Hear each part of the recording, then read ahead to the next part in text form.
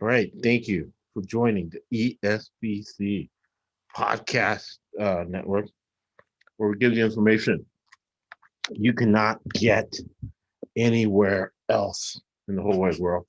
And every single business meeting has to have a purpose and an outcome. So the purpose of the podcast is to make me money. I always say that because we're not like athletes and politicians who lie, right? Especially people on the local city councils, and you wonder where all the PPP money went.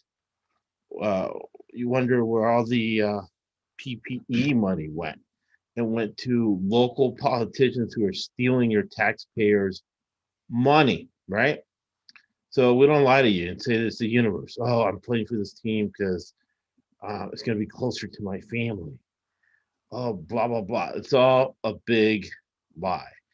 And the same thing with sports betting and monetizing the NCAA tournament. So that's the purpose, and the outcome is regular season. We were, around 370% ROI, 63%, 52.5% is break even. So what that means is that at the end of the college basketball season, we had our bankroll was three times as high than when we started, right? So that's the purpose in the outcome, right? Another purpose is to make sure you don't get taken advantage of and do not make rookie mistakes with sports betting. It's been legalized in now 42 states, and there's a lot of fun to be had. And really, I've been having a lot of fun all these days breaking down the tournament. And the 4-5 podcast, we've really given you a lot of different elements for you to be able to monetize the NCAA tournament and monetize the conference tournament. Now, the money is just as green with the conference tournament and the NIT than anything else. All right. So we don't lie to you and say this is the universe. Oh, I'm playing for this team because get it going to be from the family. Oh, blah blah blah. It's all a big lie. True. And the same thing with sports betting and monetizing the NCAA tournament. So that's the purpose, and the outcome is regular season. We were, around 370% ROI, 63%, 52.5% was break even. So what that means is that at the end of the college basketball season, all right. So we got your purpose and your outcome. We've made a lot of money. Anybody jumping in on Periscope? Right? That's the purpose. Just let me know. In the outcome. Let me fix the speaker here. I'm always like a one-man show here. Sure, you don't get taken advantage of, and do not make rookie mistakes with sports betting. It's been legalized in now 42 states, and there's a lot of fun to be had. And really, I've been having a lot of fun all these days. So breaking down here. All right, perfect.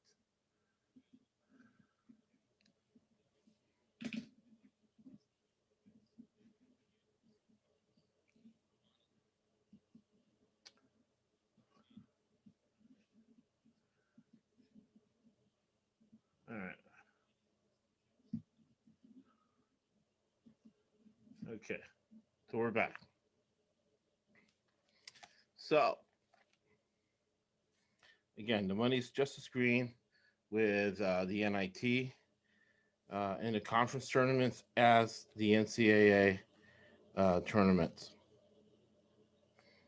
So the conference tournaments are a little different than the NCAA tournament betting. You look at the first thing you look at is how much rest the team has had. What is their conditioning program, especially with COVID-19? They had not usually teams are working out since May, really. But not now with COVID-19. Some teams have, So your job is to do your research and figure out which teams have been working out and which teams have not been working out so you can monetize that. And man, we've made a lot of money in the conference tournament just figuring out who has the most amount of rest. And people jumping on Periscope, any questions, let me know how to make money, ridiculous amount of money, Wall Street bets amount of money with NCAA basketball. Now, you never ever bet a team blindly. That's one of the biggest mistakes people make during the conference basketball. You want to do it, right?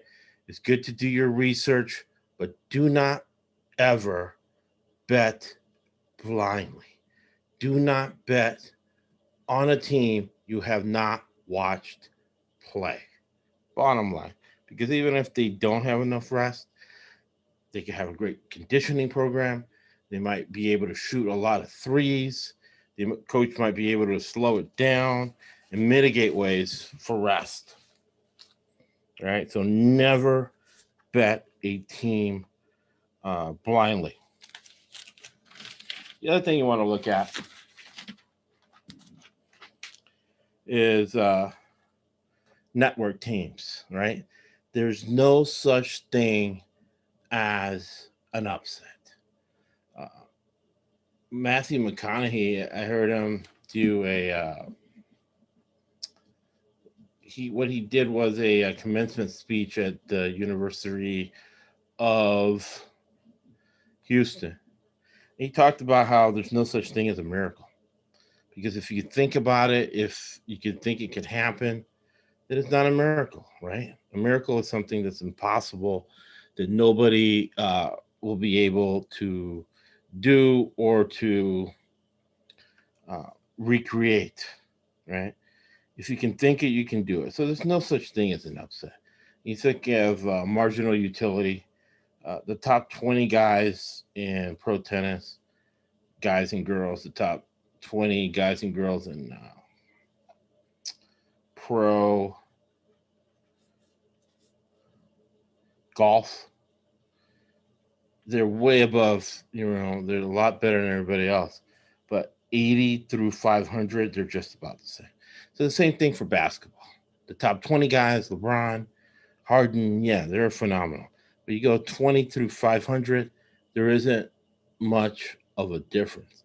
Another thing to look at is that there's great coaches out there, right? And we detailed the coaches in the last few podcasts.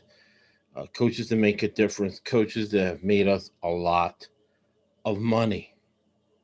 So there's no such thing as an upset with a great conditioning program, with players who are fundamentally sound, right? And the will factor, right? Grudges, uh, you know, a lot of personal things that go on that makes the playing field equal, right? You look at travel. If a team is playing at home versus a team that has to travel to go play them, I think, especially during COVID-19, it's going to be an issue. In the conference tournaments, in the NCAAs, they're all going to be in Indianapolis. So the Big Ten teams are going to have a huge advantage come tournament time. But you do not just want to look at the teams for the NCAA tournament, because remember, the money is just as green in the NIT. All right. Uh,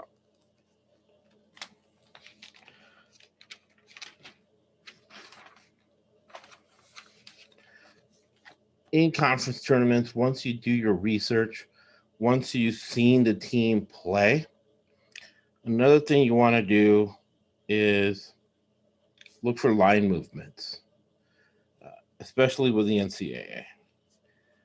line movements would be, let's say, right now Duke is playing in the early part of the ACC tournament, conference tournament. So if Duke is favored and you know that Duke sucks and that the other team will probably cover, wait for that line to go a few points in your favor, right? Wait for that line to go a few points in your favor. Same thing with other teams that are hyped by ESPN. And one thing you want to keep in mind, right? That polls do not matter at all. All right. Uh, bracketology doesn't matter at all. What the line is does not matter at all. What their ranking is in the AP and the coaches does not matter at all. None of it matters. I remember the old Jewish guy when I was working through college as a dispatching AAA, right? Uh, he said, "Hey, Josh Abner, let me tell you something, brother. There are very few things in life that are legitimate. Bracketology, not legitimate. Polls, not legitimate. Lines, not legitimate.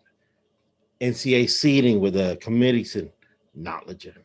You see with your eyes and you make your own determination, right? You make your own determination on what is going on and you monetize that big time. And you check your thinking, right? Boom, you make a lot of money in the conference tournament. Remember, conference tournament money is just as green as NCAA. NIT money and picks is just as green as the NCAA tournament. So that's something that you want to look at, right? Uh, taking advantage, kind of in a way, see where there ain't, or hit them where they're not. All right, hit them where they're not. Something to look at the AC conference tournament is going to be SMU. SMU is going to come in with fresh legs, right? Uh, they haven't played since February 28th. They have a great coach, they have great players, and they are going to cover spreads in the conference tournament. Now, remember, when you look at the coaches and when you're doing your research, real intelligence is situational intelligence. So you're looking at coaches who can make in-game adjustments, coaches who have great plays coming out of the timeout, right? Good set pieces for inbounds plays. Simple stuff. It makes big difference in the conference tournament and things you want to look at as teams go to the NIT. The NIT is going to be a little different this year. Instead of 32, it's going to have 16 teams. So we'll be ready to go. All right.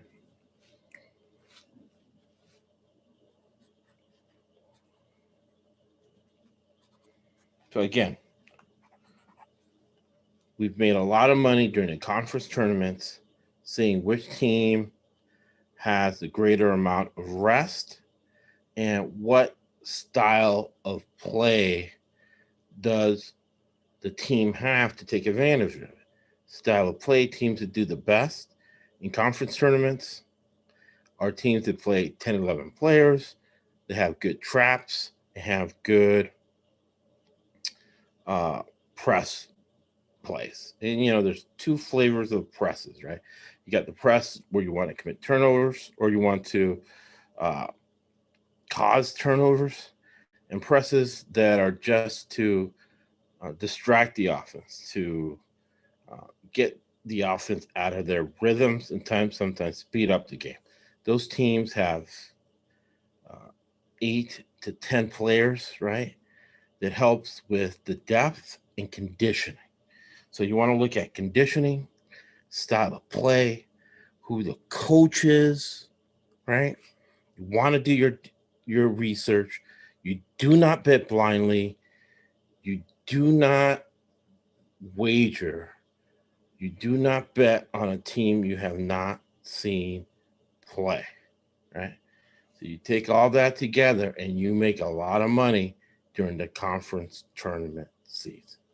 All right. So the last 4 or 5 podcasts, listen to all of them on the whys, the details on how to make money in the NCAA tournament, and what I just detailed just now is how you make money during the conference tournaments. All right. We'll be back next week, dropping some knowledge as we all get into the NCAA tournament. And on the Twitter page, give you winners every single day on pretty much every game. All right. So there you go. The purpose is to make money. The outcome has been 337% ROI. Wall Street bet times number, no BS. Thank you for listening to the ESBC podcast. And we always end with Winston Churchill. You make a living from your labor, but you make a life from what you give. Thank you for listening to the ESPC Sports Betting and Financial Podcast. And we'll be back on Thursday with horse racing, true crime, a crazy story about the dynasty of the Stronach family. Have a good one.